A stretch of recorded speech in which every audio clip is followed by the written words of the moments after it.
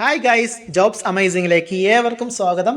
ജോലിയുമായി ബന്ധപ്പെട്ടിട്ടുള്ള മുഴുവൻ വാർത്തകളും നിർദ്ദേശങ്ങളും നിങ്ങളിലേക്ക് എത്തിക്കുന്നതിനാണ് ഈ ചാനൽ തുടങ്ങിയിരിക്കുന്നത്. തീർച്ചയായിട്ടും നിങ്ങൾ ഓരോരുത്തരും ഈ ചാനൽ സബ്സ്ക്രൈബ് ചെയ്യുക, ബെല്ലൈക്കൺ ബട്ടൺ ക്ലിക്ക് ചെയ്യുക, വീഡിയോ ഇഷ്ടമായ ലൈക്ക് ചെയ്യുക, അതുപോലെ നിങ്ങളുടെ നിർദ്ദേശങ്ങൾ കമൻറ്റായി രേഖപ്പെടുത്തുക. പിന്നെയോ നിങ്ങളുടെ സുഹൃത്തുക്കൾക്ക് ഈ വീഡിയോ ഷെയർ ചെയ്യാനും മറക്കരുത്. അപ്പോൾ നമുക്ക് വീഡിയോയിലേക്ക് പോകാം. ഇന്ന് ഞാൻ നിങ്ങളിലേക്ക് എത്തിക്കുന്നത് എയർ ഇന്ത്യക്ക് കീഴിൽ എയർപോർട്ടുകളിൽ ജോലി ചെയ്യാൻ ആഗ്രഹിക്കുന്നവർക്ക് ഒരു സുവർണ അവസരമായിട്ടാണ്. അതെ, air India air transport service limited AIATSL എന്ന സ്ഥാപനത്തിലേക്ക് സെക്യൂരിറ്റി, ജൂനിയർ ഓഫീസർ സെക്യൂരിറ്റി എന്നീ തസ്തികകളിലേക്ക് നിയമനം വിളിച്ചിട്ടുണ്ട്. ഈ ജോലിയിൽ ആവശ്യമായ യോഗ്യത എന്തെന്നാൽ ഒരു ഡിഗ്രിയാണ് വേണ്ടത്. ഏതെങ്കിലും സബ്ജക്റ്റിൽ നിങ്ങൾക്ക് ബിരുദമുണ്ടോ? ഉണ്ടെങ്കിൽ ഈ ജോലിയിൽ നിങ്ങൾക്ക് തീർച്ചയായിട്ടും അപേക്ഷിക്കാം.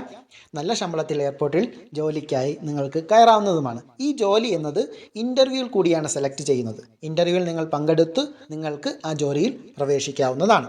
ഇൻ്റർവ്യൂ ഡേറ്റ് അവർ നിശ്ചയിച്ചിരിക്കുന്നത് ഈ വർഷം, അതായത് 2025 ജനുവരി 6, 7, 8 തീയതികളിലാണ് ഇൻ്റർവ്യൂ ഡേറ്റ് അവർ നിശ്ചയിച്ചിരിക്കുന്നത്. നമ്മുടെ ഇന്ദിരാഗാന്ധി എയർപോർട്ട് ഡൽഹിയിൽ എയർ ഇന്ത്യ എയർപോർട്ട് സർവീസ് ലിമിറ്റഡിൻ്റെ ഓഫീസിൽ വെച്ചിട്ടാണ് ഈ ഇൻ്റർവ്യൂ നടക്കുന്നത്. ഈ ജോലിയുടെ സാലറി എന്ന് പറയുന്നത് 29,000 മുതൽ 45,000 രൂപ വരെയാണ് സാലറി അവർ പറയുന്നത്.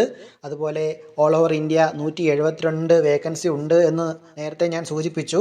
ഓഫീസർ സെക്യൂരിറ്റിയിലേക്ക് 85 പോസ്റ്റും ജൂനിയർ ഓഫീസർ സെക്യൂരിറ്റിയിലേക്ക് 87 പോസ്റ്റും, അങ്ങനെ 172 പോസ്റ്റാണ് ഇതിൽ ഉള്ളത്. ഇതിനവർ ഏജ് ലിമിറ്റ് പറയുന്നുണ്ട്. ഓഫീസർ സെക്യൂരിറ്റിക്ക് 50 വയസ്സ് വരെയുള്ളവർക്ക് അപ്ലൈ ചെയ്യാം. അതുപോലെ ജൂനിയർ ഓഫീസർ സെക്യൂരിറ്റിക്ക് 45 വയസ്സ് വരെയുള്ളവർക്ക് സബ്മിറ്റ് ചെയ്യാവുന്നതാണ്. പിന്നെ ശ്രദ്ധിക്കാനുള്ളൊരു കാര്യം, SC, ST, OBC, PWD തുടങ്ങിയിട്ടുള്ള പിന്നോക്ക വിഭാഗത്തിൽപ്പെട്ട ഉദ്യോഗാർത്ഥികൾക്ക് നിയമാനുസൃതമായ ഇളവുകൾ ഇതിൽ ലഭ്യമാണ്. ഞാൻ നേരത്തെ പറഞ്ഞു, ഏതെങ്കിലും വിഷയത്തിൽ നിങ്ങൾക്ക് ബിരുദമുണ്ടെങ്കിൽ ഈ ജോലിയിൽ നിങ്ങൾക്ക് അപേക്ഷിക്കാവുന്നതാണ്. അതുപോലെ ഇവർ പറയുന്നുണ്ട്, ഏവിയേഷൻ സെക്യൂരിറ്റിയിൽ കുറഞ്ഞത് 13 ദിവസം ദൈർഘ്യമുള്ള ഒരു സർട്ടിഫിക്കറ്റ് ഉണ്ടെങ്കിൽ നിങ്ങൾക്ക് മുൻഗണന ഉണ്ട്. അതായത് AFSEC എന്ന് പറയുന്നൊരു ട്രെയിനിങ് സർട്ടിഫിക്കറ്റാണ്. അതുണ്ടെങ്കിൽ നിങ്ങൾക്ക് മുൻഗണനയുണ്ട്. പിന്നെ ആശയവിനിമയം നടത്താനുള്ള ശേഷി, ഹിന്ദിയിലും ഇംഗ്ലീഷിലും മറ്റ് ഭാഷകളിൽ നിങ്ങൾക്ക് ആശയവിനിമയം നടത്താനുള്ള ശേഷി ഉണ്ടോ? ഉണ്ടെങ്കിൽ നിങ്ങൾക്ക് മുൻഗണന ഉണ്ട്. അതുപോലെ കമ്പ്യൂട്ടർ പരിജ്ഞാനമുണ്ടോ? ഉണ്ടെങ്കിൽ നിങ്ങൾക്ക് അതിനും മുൻഗണനയുണ്ട്. Aviation supervisor course, cargo supervisor course, aviation cargo security, അങ്ങനെ ഏതെങ്കിലും ഒരു കോഴ്സ് ഉണ്ടെങ്കിൽ നിങ്ങൾക്ക് മുൻഗണനയുണ്ട്. അതുപോലെ DGR സർട്ടിഫിക്കറ്റ് ഉള്ളവർക്കും മുൻഗണന ലഭിക്കുന്നതാണ്. അതുപോലെ ഇവർ ഒരു ഫീസ് അവർ ഈടാക്കുന്നുണ്ട്. സാധാരണ കാൻഡിഡേറ്റ്സിനൊക്കെ 500 രൂപയാണ് ഫീസായിട്ട് ഈടാക്കുന്നത്. SC, ST, അത് പിന്നോക്ക വിഭാഗത്തിൽപ്പെട്ടിട്ടുള്ളവർക്കും അതുപോലെ എക്സ് മിലിറ്ററി മാൻ അവരുടെ മക്കൾക്കും ഈ ഫീസ് അടയ്ക്കേണ്ടതല്ല. നിങ്ങൾക്ക് ഈ ജോലിയുമായി ബന്ധപ്പെട്ടിട്ടുള്ള എന്തെങ്കിലും ഡീറ്റെയിൽസോ കാര്യങ്ങളോ വേണമെങ്കിൽ എന്നെ വാട്സപ്പുമായി ബന്ധപ്പെട്ടാൽ മതി. ഡിസ്ക്രിപ്ഷൻ ബോക്സിൽ നിങ്ങൾക്ക് ഞാൻ എൻ്റെ വാട്സപ്പ് നമ്പർ കൊടുക്കും.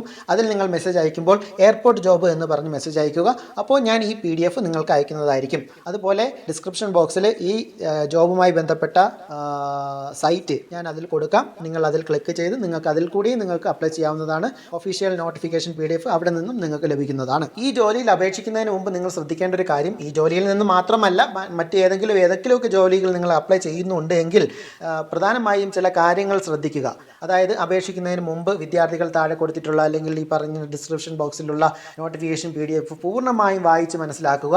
അപേക്ഷിക്കുന്നതിന് മുമ്പ് ഈ വിജ്ഞാപനത്തിൽ പറഞ്ഞിട്ടുള്ള ഏതെങ്കിലും യോഗ്യതകൾ, പ്രായപരിധി, വിദ്യാഭ്യാസ യോഗ്യത ഇതൊക്കെ നിങ്ങൾക്കുണ്ടോ ഇല്ലയോ എന്ന് ഉറപ്പുവരുത്തുക. എന്തെങ്കിലും കാരണവശാൽ നിങ്ങളുടെ അപേക്ഷ നിരസിച്ചു പോയാൽ ഈ ജോലി നിങ്ങളുടെ അശ്രദ്ധ കാരണം തന്നെയാണ് നഷ്ടപ്പെട്ടത്. സോ നിങ്ങൾ പരമാവധി ശ്രദ്ധിച്ച് കാര്യങ്ങൾ ചെയ്യുക. പിന്നെ ഒരു കാര്യം നിങ്ങൾ ശ്രദ്ധിക്കുക, നിങ്ങൾ ഏത് ജോലിക്ക് അപേക്ഷിക്കുമ്പോഴും മൊബൈൽ നമ്പർ, ഇമെയിൽ ID ഇവ രണ്ടും അപേക്ഷാ ഫോമിൽ ഉൾപ്പെടുത്താൻ ശ്രമിക്കണം. കാരണം എന്നത് അഡ്മിഷൻ ടിക്കറ്റ്, പരീക്ഷാ തീയതി, ഇൻ്റർവ്യൂ ആയിട്ട് ബന്ധപ്പെട്ടിട്ടുള്ള തീയതികൾ, അങ്ങനെയുള്ള നോട്ടിഫിക്കേഷനുകൾ നിങ്ങൾക്ക് ഈ മൊബൈൽ നമ്പർ വഴിയോ ഇമെയിൽ ID വഴിയോ നിങ്ങൾക്ക് ലഭിക്കുന്നതാണ്.